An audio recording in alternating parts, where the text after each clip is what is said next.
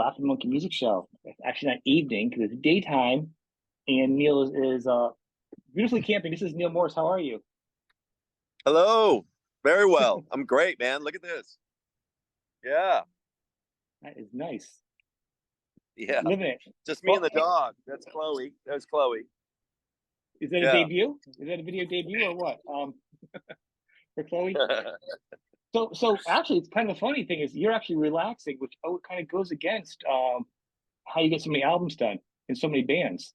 Like to me, I was going to be like, first question: how often do you sleep? Like the amount of albums you do is Well, incredible. it is a great challenge to try to have the right balance in your life, right? Anybody who's creative, or well, I mean, anybody who it's so it's so easy to get just obsessed Mhm. with things. You can't shut your mind off. The music just keeps playing, and you're thinking about it. And I start waking up earlier. I start waking up at 4. I start waking up at 3:30. I start waking up at 3. It's like it You go can to bed get later. yeah, yeah. Well, and And that's it's like you. I have to really pray a lot to try to have the right balance. And then, okay, I'm gonna take a nap, and then I'm gonna be with the family, and or just all the things that we need to do to have the right balance. So it is a challenge, but I try to do it Well, it's a good as problem best because I I can. mean, it's a good problem because A, you have so many artists that you work with and yourself, and you have so much creativity, and you do what you love. So it doesn't feel like work. It just kind of feels like an ongoing quest of excitement. So, and you said something really interesting on your. We'll go back after we talk about this. You have a thing called Waterfall on your streaming your own streaming service, and in it you wrote that you're driving your wife crazy about it, which I can imagine as an artist that's so into it because I know I do it. I know a lot of music people and musos that are so into music so much on so many levels. Like, well, I'm working on a song, or I'm working on the podcast, or I'm editing this.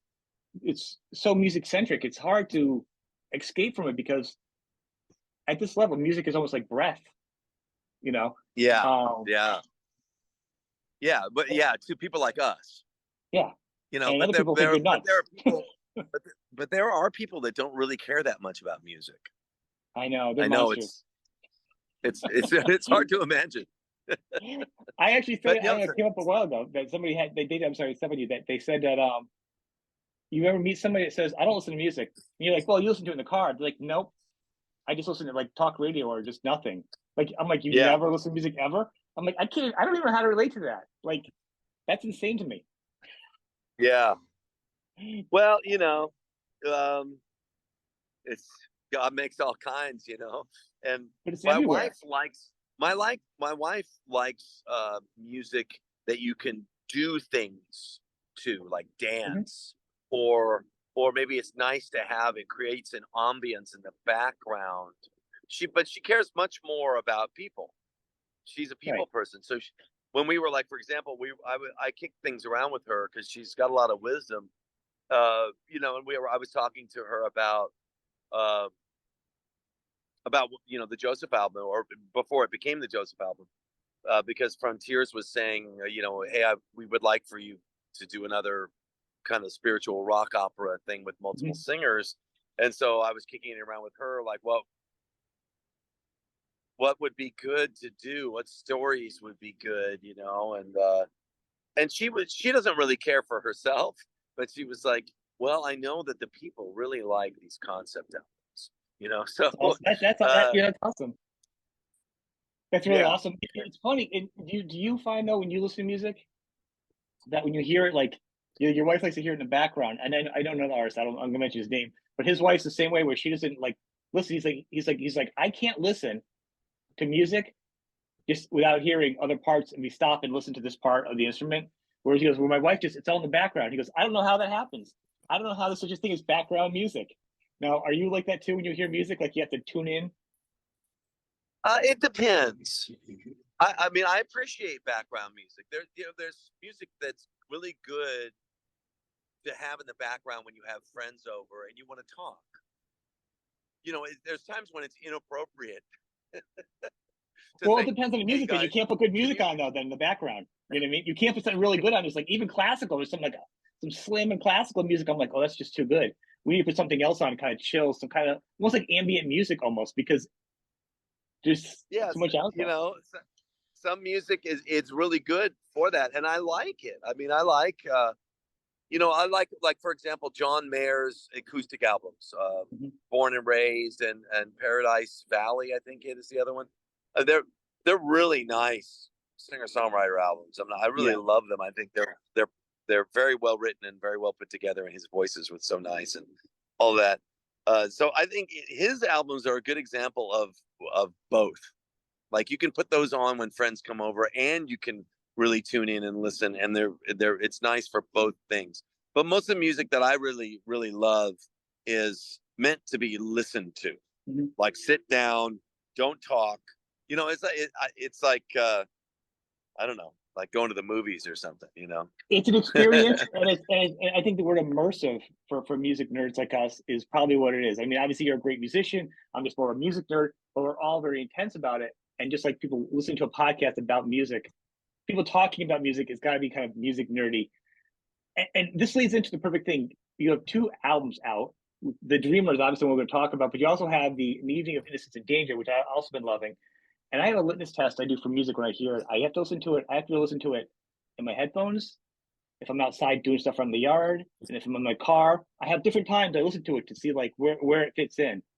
Now, Yeah. the Dreamer I listen to, I have a big yard and I end up drive mowing it. So I listened to like almost the entire album, listened to the Dreamer the other day. Got a nice Mm, sunburn. I listened to the album. Very powerful. It's nice. I can focus in on it with the headphones on. Very enjoyable. It's a full album. A lot of performances on it. That's very immersive. That's a sit down and really listen to it. There's singles yeah. on it. You have a couple of videos out that are fun. Very intense music, beautiful. I like the fact you have other singers on because you could sing a lot. You're a great singer, but the fact you'll have other singers on to add to the characters of the story instead of you just doing a representation is more of Yeah. a. It says more to the songs than it does to the artist. You really want the song to perform than just being an artist performing all of your music. Well, it's great. You know what? I really enjoy writing for other singers, and I get to do that in a lot of different bands. In the Neal Morse band, I get to do that. In Flying Colors, I get to do that. Mhm. It's like you write with another person's voice in mind, and that's a great break because so often I'm writing for me to sing it. So that's a whole thing. You have to find the right place in your voice, and that was really wonderful on Joseph on part one and part two is writing for these other voices, such amazing voices as Ted Leonard and Matt Smith and Yeah, Jake Livgren, and yeah, great. great people. I haven't met them all. Ted's been on the show. He's a fantastic person. I mean, and the thing is, you work with so many fantastically, not just talented but kind people. And I think when you work with a lot of kind, open-minded people, it feels to me like it opens up the doors for more creativity in the songwriting and more trust. Am I assuming that, or is that kind of what's happening with you guys as far as like more Well, creativity, more trust? every collaboration and every um, interaction musically is it's really unique. As unique as the people that are involved in it. You know, when you're working with Steve Morse, it's going to be a unique experience, and they're also uniquely funny. I don't know if you got the sense of how funny Ted Leonard is, but he is Yeah, hilarious. Like to be on tour with Ted, there's going to be a lot of really funny stuff that he's just throwing in all these comments all the time that you're sound checking, yeah.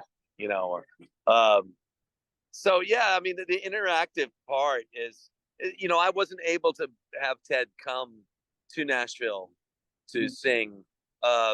We were all too busy with things, and so we did file sharing this time. Um, but I love it. I like it a lot better when we can be together. Well, it helps that you guys have a relationship prior, so you know who he is established writing for him. It's not like it's like you're writing cold. Do you write for people particularly always first, or do you just write it and then shape it for them? Are you always writing with the artist in mind, like in the core, Um, or I'm is it usually a writing with ball? the I'm usually writing with the singer in mind. Okay. Usually, um, I wrote this Joseph album for me to sing Joseph, and I even changed the melody on Burns Like a Wheel because I thought, oh, it needs to be higher for Ted. Yeah, I think the original melody and key was not that. And yeah, so you want it to be in the like a really good sweet spot for the singer. And I can't believe what he did. Wait till you hear the part two. He sings I'm excited for it. this song. Ted sings a song called "Make Like a Breeze." It's called Yeah. "Make Like a Breeze," and it's just unbelievable. Wait to hear it. It's great. Now, while we're sticking with this album, so you actually recorded the second one already. Now I think you're finishing up on it almost already. This first one that we're talking about now that isn't out is August 11th, I believe, is the release date. I That's think right. it's on iTunes. I've heard it, Yeah, luckily already. I think it's fantastic, and I can't wait to hear it with the second one together because then it's going to be like sit down and pack a lunch for the afternoon because the yeah, first one is an hour and five, so I can imagine the other one's probably another hour. So you're probably looking at 2.5 hours of a full concept of an event, you know. yeah. Um, Well, that's really why. an audio event. I mean, I don't think you have anything visually planned for this afterwards, you know, but it's No, quite a, but that's why we split it in two. I contacted Frontiers when I was sketching it out like last November and December, and I was like going, "Oh man, this is just going to be." I just felt like it was going to be too much for people to digest in one Mhm. sitting. I could be wrong because prog fans they have quite an appetite for They music, do, yeah, yeah. but They can go pretty deep. But yeah, just for I thought consumption and sales and consumption, it's good to have two albums. It's a lot to put on an album, even for you know. I mean, I'm a huge fan of Yes, but I'll be honest with you, I like the fact it's again in two parts. This album, I like two-part albums because just for that reason alone, you know what I mean. You need a well, break. it's You just need easier intermission. to yeah. You need to. I just felt like it was just going to be too much to digest in one sitting, really. And also it was a lot for me to digest as a from a production standpoint. You How know, did there you was sketch just this out? it's massive. How did you What's sketch that? out this whole idea? How did you sketch it out? I mean, that's just 16 songs on the first album that's going to be released. And like I said, there's a lot of singers on it. Performances, the songs are so lyrical, it's so thought out. It feels like you have an army of writers sitting down. The concept, the lyrics. I mean, the melody, the music, coordinating people. There is so many levels to this. It's insane. Yeah, I mean, how it's a long did it take mountain. you to do this? I don't know. Like, this is insane that you put this whole thing together. Just one Uh, album. Here's the second one. I mean, yeah, it's a mountain of work for sure. Um, well, I sketch it all out with a pad and paper for the lyrics and a click track and piano in in Pro Tools in the computer. And scratch vocals and just trying to just first you're just trying to get the ideas in there. Well, the first thing is I sing a lot of this stuff.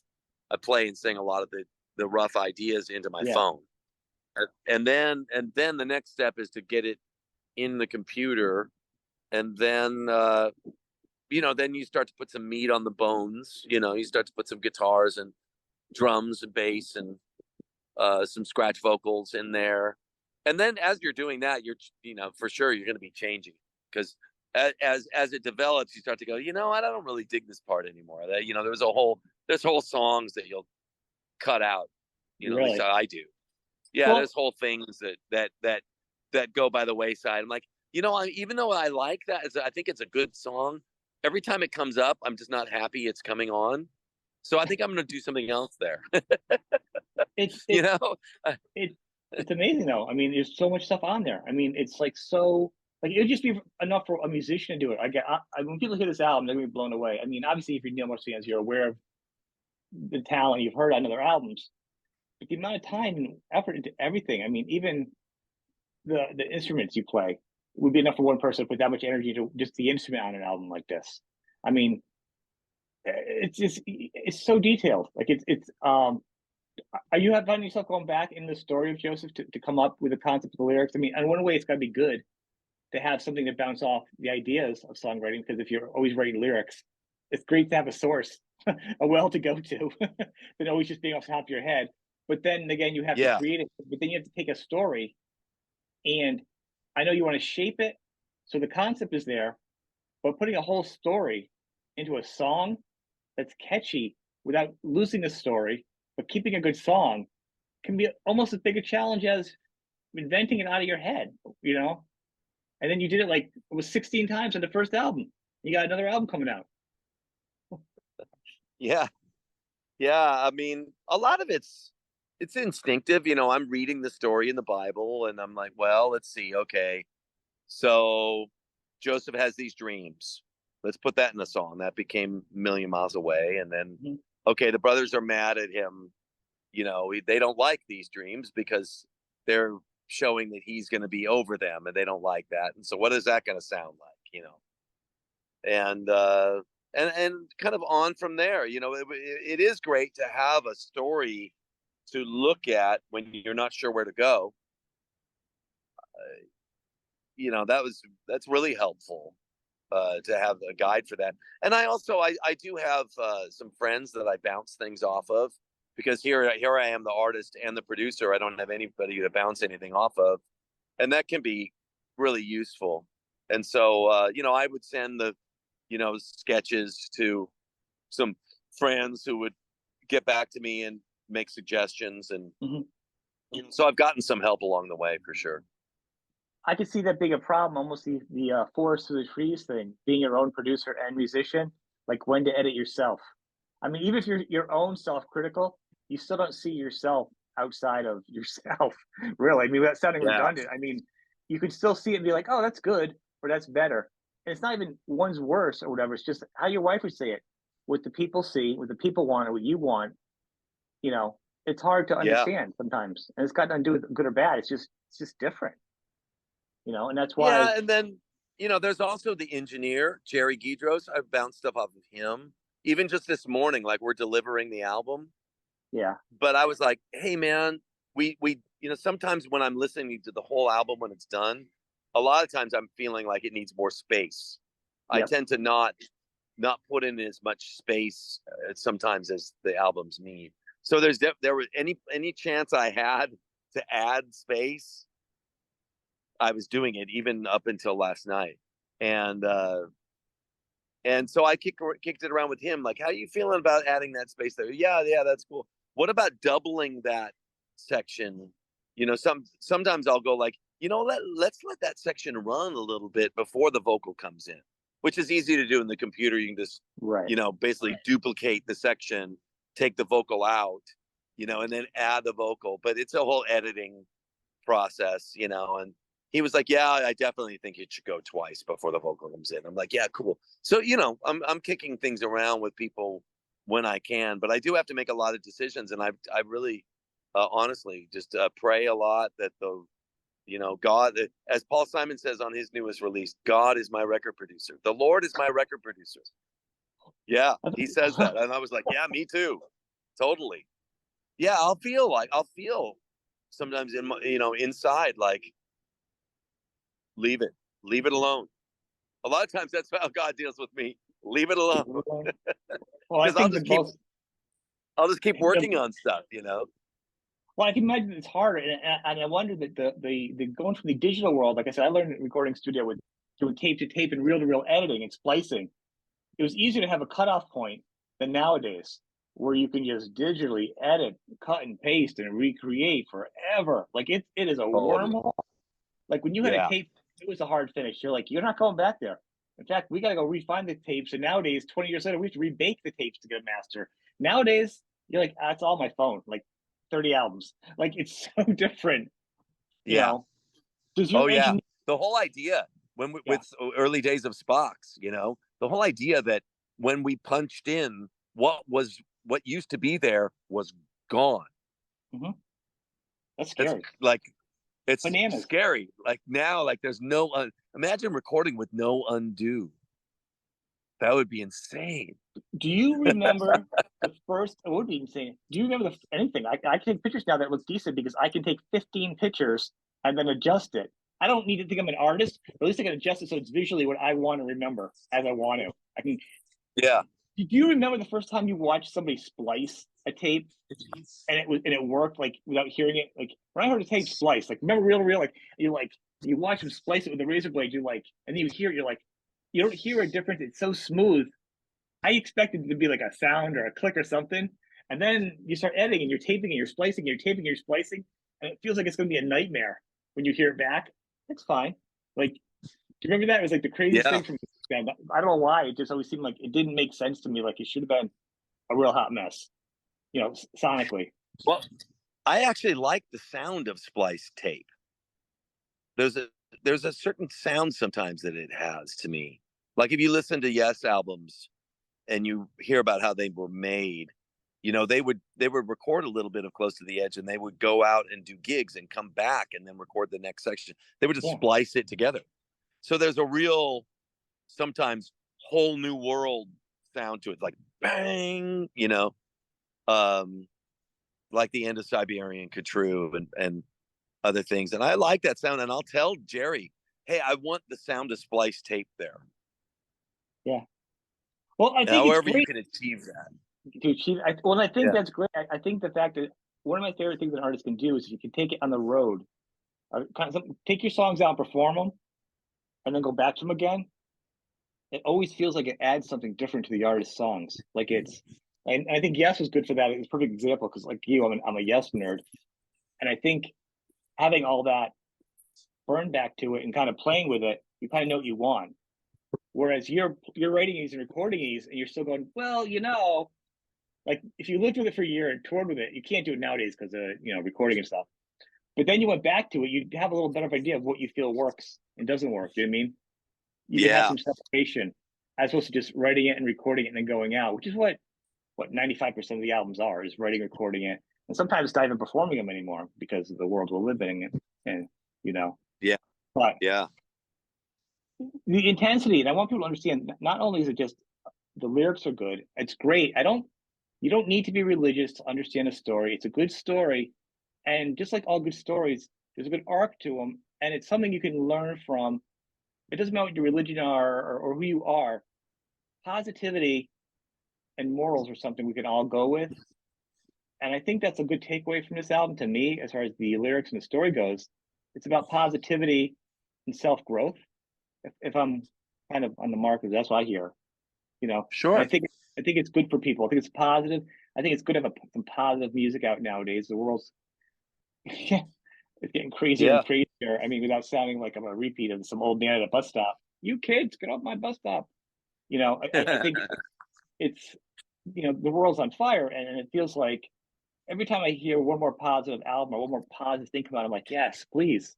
You know, and I think you know, I think it's important. I just want people to realize that you don't have to be of a certain religious type. It's not just a religious album. It's a good rock album with some good stories for people that you can be positive to. You Yeah, know, sure. And um, the Joseph story itself is it's so hopeful, it starts off, hey honey, I'm re my dog got stuck on something, so it's I'm okay. helping her out. It has good visual. Good visual. There she is. Um, hey Chloe. Yeah, the Joseph story to me is like, okay, you've the guy's been done so wrong, Mhm. falsely accused bunch of times, thrown in prison. He's innocent. He's there for a really long time. And just the way he gets lifted up out of there. And not only that, but this whole thing that's happening with the brothers and their guilt has been working on them for years. And then the way they come back and the family is restored. It's just a great story of hope. I think it's great, and I think what's important, and I always think it's you always hear, um, if it's a religious album or it's a missionary album or this and that, or if it's this type of music, anytime it has a genre or a wall to it, a lot of people will close down on it. I've been guilty of certain types of music that I'm into. So Yeah. I think because usually sometimes things that are stylistically a certain way, there is a reason why it gets cliche because there's usually truth in somewhat of the reason why things become cliche. But that being said, you got to push past that sometimes. And this, like in this album, and a lot of your music isn't just about, if you hear the moniker born again or religion or Christian. I don't want people to just stop there, because there's more to it, and you can get a lot out of it without being that. You know, you can Sure. still get I the mean, positivity. I a think, lot of my favorite, and my father's too. And my father was not. I mean, who was a Christian when he was younger, but then when I was growing up, he was not. He was an atheist. mhm. Um, but his favorite choral pieces were mostly the really religious ones. Yeah. Handel, I mean, you don't have to be anything to enjoy the Hallelujah chorus, And I think and that's all of true of a lot and of most of songs. Bach's music and all of Mhm. that. So hopefully, people can find uh, good things in these albums for wherever they are in life. Well, that's what I wanted to say to people, that you're not just, oh, it's this album, it's just Christian rock or this and that, because I'm not a big Christian rock fan, or I'm not what you call a really religious person, but I am a person of being good and taking care of people, and there's always value and wealth in stories like this. And every religion, the best of them, all the best parts of them, all kind of come together with the same kind of points, the same kind of tenets that all human beings need to do. And there's a crossover, and I think this album holds a lot of that there. Besides good musicianship, it's got some good lyrics for some positive stories, and don't let that dissuade you thinking it's this when it's that. It's a good album. It's a good prog album. On top of just Yeah. having a good story. And I'm Oh, not taking that's away from the great. religious Well, part either, great. but I just want it to be, it can stand alone on its own by just being considered a positive album without, and the labels aren't bad or negative. It's just different, and I think Yeah. people need to be more open-minded about that. I think only because I feel like you get labeled a certain way, and to me, I feel like you're a musician that's a born again Christian, and the lyrics reflect that your life is, and the fact that you have so many bands, so many songs, artists you're with, and you have like this band, and then you have like the Neal Morse band. I mean, they're all sort of the Neal Morse band in some sort of way. If you're writing the songs and creating part of it, it has your stamp. You're not going to do something that's not you, whether the lyrics are different. The lyrics still hold tight to who you are. You're not going to misrepresent yourself differently. So it's not any different than anything else that you're progging with transatlantic, or you know what I mean? You are who you are. Well, you try to, I mean, you write from your heart, and so what what's in there is going to come out, and there's a lot of different things. Right. It isn't all just one thing. You know, but the thing I tried to bring out about the Joseph story are the things that inspire me about it, and one of them is how he just keeps doing good, where through all of his hardship, there he is in Potiphar's house. He'd been sold into slavery, and it says that he was so good to the guy that the guy put him over everything in his house because he was just so great, right? He's just serving, doing great wherever he goes. In the prison, they turn the whole prison over to him because he's just being so great. And which is just really inspiring because when we get done wrong, what do we want to do? We want to shut down and go like, hey, Mhm. forget you. I'm not going to help you. I shouldn't even be here. Yeah. Right. So I tried to bring that out in the story of like, you talking about the positive message, Yeah. and one of the lines towards the end of the album is the one that hasn't been released yet. The one that's just getting finished is in part two is is uh, is kind of like this epilogue kind of thing. It says, "Can you serve in the darkness? Can you Oh, serve? Can you be good to people when they're not good to you?" And this is a great challenge of life. I think that is a good challenge. I think to me, when I hear that, and I think one of the things I hear from the album is something I learned later in life myself that made my life feel better. This isn't even religious. It's just a good person for me. Was people that I felt like weren't good to me growing up, or whatever. That I realized it wasn't me, it was them. Now I don't say, yeah, it's cool you treat me that way, but you realize the actions of others really, unless you're just do something to them particularly, really has less to do with you and more about them. And then it's easier to not take things so personal, and you feel a little bit lighter, and you feel a little bit better. And I felt like kind of that was in some of the lyrics of some of these songs. I'm like, I get it, because it's more about being true to you and how you look at things, and you keep moving along. I mean, that's what I'm saying. There's so much in there that's just good person stuff. Um, Yeah. you know, Yeah. when is the difference of the new album? So you have this one coming out. What is the time frame between the albums and the releases you thinking? I think that Frontiers is talking about releasing the part two in February of next year. Yeah, that's good. Actually, I was thinking the same thing. It's really 6, 7 months. I want to say that. I want to do two or three other things before we go. I know you're Okay. busy, and I just want to say, tell people first off, go out. If they haven't heard it, the the evening of Innocent and Dangerous live in Hamburg album. Holy moly! Seriously, I was like, I've been listening to that album so much this past month. It is so awesome. I had to stop listening to this album to listen to the new album to become familiar with the interview, which I love, and I'll throw that in my catalog too. But right now, I'm gonna tell you, man, my focus has been on this live album. You guys are cranking it. Yeah. And the relationship between you and Mike, according to people unaware, is like in almost every album. And I don't know where you guys met. If it was like some kind of I don't know, band starters anonymous for people that start 1,000 bands that are in a million bands or something. But you guys are quite a team. You're like, they're all here. Yeah. My name's Neal. I'm in 15 bands. And he's like, oh, Mike, I'm in 17 bands. Like you guys drinking coffee at the when cooler afterwards talking. believe it or not, but when we met, we were only in one band each. No, Well, I think he was in more. He was in more. He'd already started some other side projects, I think. the truth is, Actually, though, I can't as remember being a, now.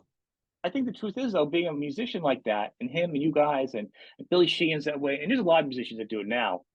It's healthy because there's not things about bands breaking up. Now it's like, yeah, you're playing with Rolling Stone from the Flower Kings, who I had on the show. He's great. Then he does something else. You guys take a break. And you come back to this, and then it's like, and then Roy's another band, or he did an album with John Anderson from Yes, and then he comes back with you guys again, and then Mike's in this, and you guys are this. It's so healthy to be in all these different projects. You must come back invigorated and not feeling like you're just in the same band doing the same thing, which is great for some artists. But some artists, it's like the death knell where you're like, I can't do this every day, you know. Well, And I enjoy, I enjoy so many different styles of music. I was sitting right, around here grilling by myself last night because my wife had left right before dinner, and I put on like Miles Davis radio, and I was just like just digging it. And but it was just wild jazz. Um, and then but I was playing cards with my grandsons, and I put on some mellow stuff, and some of it was like a playlist that had some of the trio stuff with Nick DiVirgilio and Ross Jennings, and yeah, I love that kind of Crosby, Stills and Nash kind of thing, and then yeah. I love King Crimson, and it's just it's cool to if it's kind of like if I do too much of one thing, I'm ready to Mm-hmm. do something else. I used to think I was crazy. I'm You know? like, I like this music. I like this music. I couldn't figure out how to organize my music because I like so much. I'm a Zappa fan and I'm a Crimson fan. But there's some I'm a Prog fan, obviously a fan of you guys, and then like everybody off that trio I'm talking about now. I'm also a fan of rock and metal, and I love Crosby and Nash, and that kind of just rock and southern rock and singwriters. So it is. It's hard to feel organized in your music. And actually, you talk about song lists. Going to leave the two last questions. The first thing I want to tell people is Waterfall. So if you go to Neal's website, it's very very good. I like to have a website that people and artists actually work on. That's not like a ghost town that's updated every time an album comes out. Well, for you, it would be every other day because you have an album out every day. But for most people, when an album comes out, it's kind of then it's like ghost towny, and then it is and it isn't. And it's not against the artist. It's just it's hard to maintain. But what you've created with Yeah. your site is kind of a little bit above the curve. It's been going on for a little bit. Maybe not the waterfall part. Waterfall is a streaming program you have for like I don't know, it's like $6.99 or $7 a month. There's a discount if you're part of the inner circle, which is another access point of other fan material that your fans can go to on your site. Kind of like an early version of Patreon dedicated to you. And those are two really good things as fans, especially having a place where all the music is, because you're not going to hear all the Neal Morse music and record label music all on Apple and Spotify and stuff. But you're going to hear Right. on his page because he does have out of print. He does have certain things, and certain things get kind of goofy on the streaming process. Trying to hit all the points. Oh, artists get paid better too on your site, which is always a plus. You know. Oh yeah, yeah. Well, because there's other musicians on my app, my Waterfall app than me, and so I try to try to be good to everybody, and because that was kind of the whole point was, well, streaming is awesome and it's here to stay, and I love streaming myself. It's so convenient, Well, who has concept the is good. time to It's just look the payment plan sucks. you don't have to look through your CD collection anymore. Everything's on your phone. It's really cool. If they Anyway, could so organize if they could organize it better too. I think having the same bands with the same name and then have the albums mixed together and all the wrong dates right, on it. I have albums, so I like to read the information. So how right, unorganized streaming is, it makes me bananas. But to yeah, you, your waterfall piece is nice. I haven't done the app itself, but I love the fact of being able to be immersed in that artist's world. yeah. It's really cool that the labels have let me put everything on Waterfall, and so I mean, pretty much everything that I've ever done is on there with everybody I've ever done it with, and things that are only available there. Uh, I can't think of all of what they are, No. But demos and people songs. can go to it. The link for your website will be underneath my show. That's the only link that'll be there. Is for your website because your website's got everything. It's got your Twitter, or it's not Twitter anymore. It's X. Trying to be current here. I don't even. I was on it for 2 minutes. I can't take it.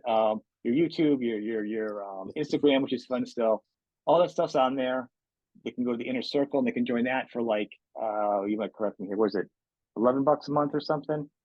That's Um, something like that's right. Yeah, you get a release every other month just for the inner circle and a newsletter. And yeah, yeah. And Waterfall, if you go to waterfallstreaming.com, um, you can sign up for Waterfall, and it's all really good stuff, I think. it's great. I just want people touching on it because I just think, sometimes in interviews people are hyper focused on one thing you've done, and which is good for the product, or the same old questions. But I think it's important that people kind of can circle back because not everything's gonna be covered, and go Yeah, to your website and can kind of pick up where we're just scratching the surface here, you know. Um, I want to thank you, man. It's been fantastic. I mean, you're immensely talented, and I've enjoyed your music through the years. And thank you so much, man. I really appreciate that. That's awesome. this has been great. And people check them out. Don't be locked into one type of music or one type of anything or whatever it is. It's just good music, and then it feels good for the heart, man. You know what I mean? It's good. So Thank you. Thank you that's so it. Thanks, much. man. Thanks for being on the show, man. I appreciate it. All right, man. God bless you. Take care.